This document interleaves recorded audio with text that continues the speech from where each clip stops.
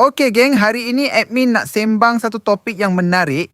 8 pemain pinjaman JDT yang berpotensi kembali ke pasukan, tapi persoalannya, siapa sebenarnya patut kekal, siapa patut dipinjam lagi dan mana destinasi terbaik untuk perkembangan karier mereka? JDT memang terkenal dengan skuad yang sangat dalam. Jadi walaupun seorang pemain bagus, belum tentu terus dapat minit permainan. Sebab itu keputusan pinjaman kadang-kadang lebih penting daripada sekadar duduk dalam skuad utama. Pertama, Hakimi Azim. Admin rasa ini antara prospek tempatan paling menarik sekarang. Hakimi pernah bermain 47 perlawanan dan menjaringkan 7 gol bersama KLCT sebelum bergerak ke JDT. Dia juga menang anugerah pemain muda terbaik ABK 2024-25. Kalau admin jadi pengurus, admin takkan bawa balik ke JDT sekarang. Perpindahan terbaik, kekal di Terengganu sekurang-kurangnya semusim lagi. Kenapa? Sebab dia perlukan minit permainan konsisten sebagai penyerang utama, bukan jadi pilihan ketiga ataupun keempat di JDT. Terengganu perlukan penyerang tempatan yang boleh tekan highline dan Hakimi masih dalam fasa berkembang. Kedua, Azam Azmi. Bagi admin ini paling senang 65 penampilan bersama Terengganu sebelum ke JDT, pemain kebangsaan dan sudah biasa dengan sistem sang penyu. Perpindahan terbaik kekal di Terengganu sebab posisi bek kanan JDT memang terlalu kompetitif. Kalau Azam main 30 hingga 35 game semusim di Terengganu, perkembangan dia lagi laju berbanding duduk bangku simpanan.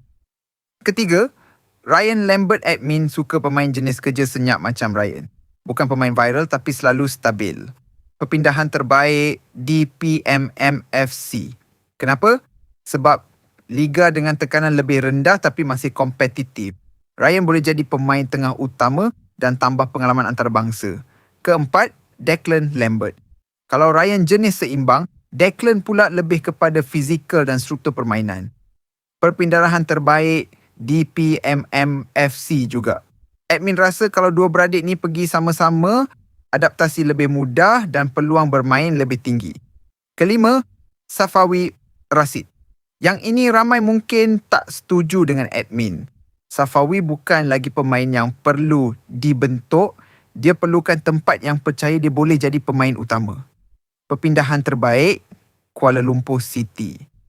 Kenapa bukan balik JDT? Sebab ibu di KLCT, dia boleh jadi pusat serangan, ambil set piece dan main setiap minggu.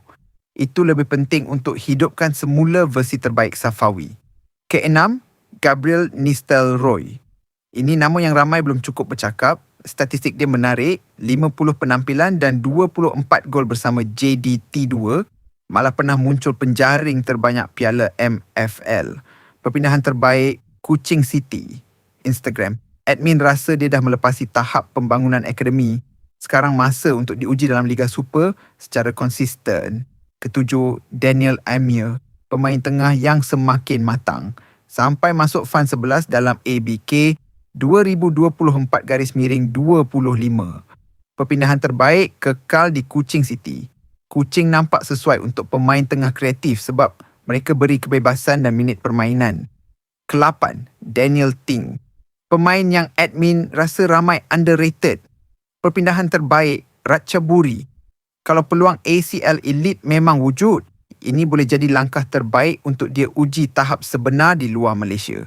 Jadi kalau admin kena susun, Hakimi ke Terengganu, Azam ke Terengganu, Ryan ke DPMM, Declan ke DPMM, Safawi ke KLCT, Gabriel ke Kuching City, Daniel Amir ke Kuching City, Daniel Ting ke Ratchaburi. Kesimpulan admin, bukan semua pemain pinjaman perlu balik JDT untuk dianggap berjaya. Kadang-kadang main 35 game di kelab lain lagi bernilai daripada 5 game di pasukan utama. Korang pula rasa siapa patut balik JDT musim depan?